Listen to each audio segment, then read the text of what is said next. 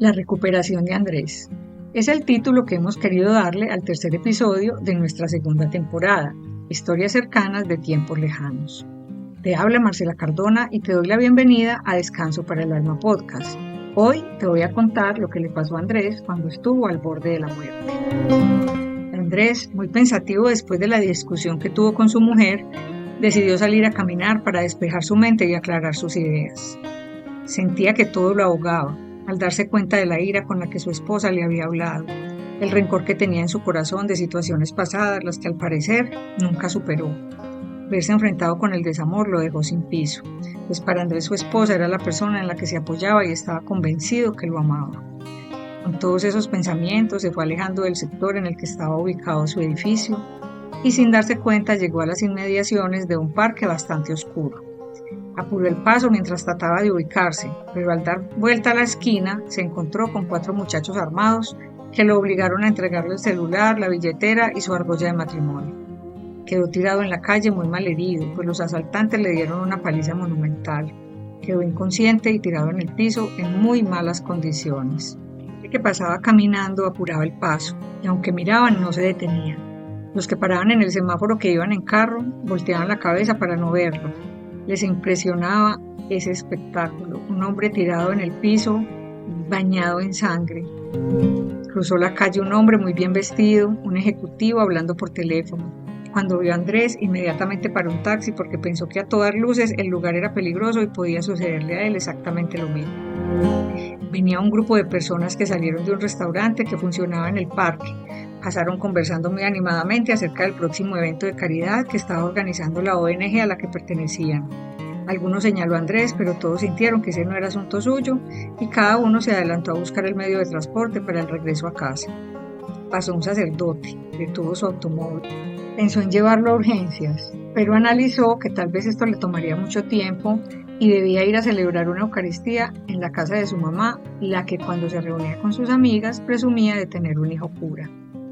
Carlos, un inmigrante venezolano que había llegado hasta Medellín caminando desde San Cristóbal, viviendo en el trayecto miles de aventuras y muchas penurias y tristezas, estuvo durmiendo en la calle recién llegó a Medellín, hasta que con un dinero que le dio alguien caritativo compró unos dulces y empezó a venderlos en los buses para sobrevivir.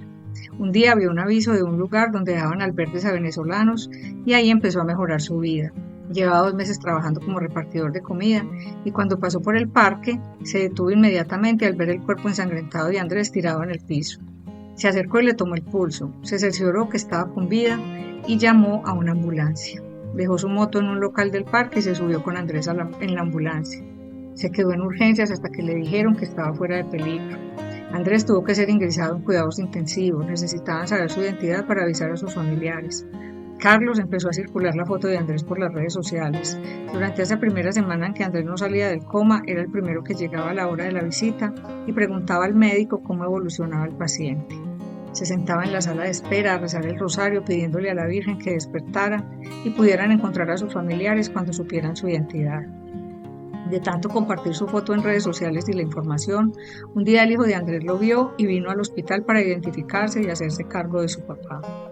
Poco a poco Andrés fue recuperándose y Carlos venía todos los días a visitarlo. Su hijo le contó que quien le salvó la vida fue este chico inmigrante y que seguía pendiente de su recuperación. Una tarde, cuando Carlos llegó a la hora de visita, le dijeron que Andrés ya no se encontraba en cuidados intensivos. Había sido trasladado a una habitación individual y su condición había mejorado visiblemente. Al día siguiente, Juan, el hijo de Andrés, estuvo atento a la llegada de Carlos al hospital, pero este no llegó. Lo contactó por WhatsApp y Carlos le respondió que su labor había terminado, pues Andrés estaba muy recuperado y ya no necesitaba más de él.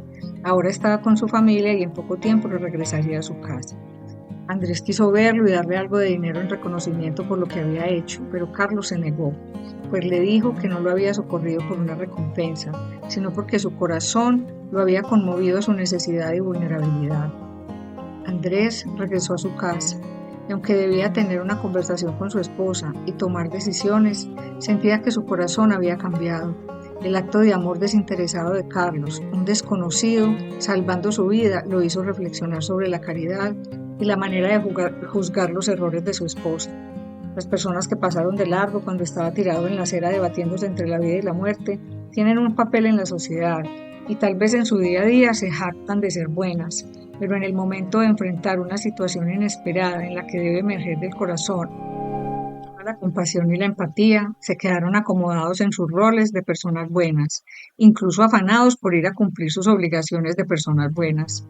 El corazón de Carlos, un extranjero, sin recursos y tal vez sin tanto conocimiento como ellos, se conmovió ante la vulnerabilidad de otro ser humano. No recordó si lo conocía, si debía entregar el pedido de comida. En ese momento lo más importante era salvar la vida de este hombre que estaba ahí tirado, completamente vulnerable. Él actuó e hizo lo que salvó la vida de Andrés en un primer momento. Luego no se conformó con dejarlo atendido en un hospital, sino que estuvo cerca llevándole calor humano, cercanía. Cuando tuvo la certeza de que estaba con su familia y había pasado el peligro, se alejó sin esperar recibir ningún tipo de reconocimiento. Hizo el bien a su prójimo, un hombre desconocido, que halló en el momento más crítico de debilidad y necesidad. Carlos fue la personificación del amor compasivo y misericordioso que Dios tiene por nosotros sin mirar más allá.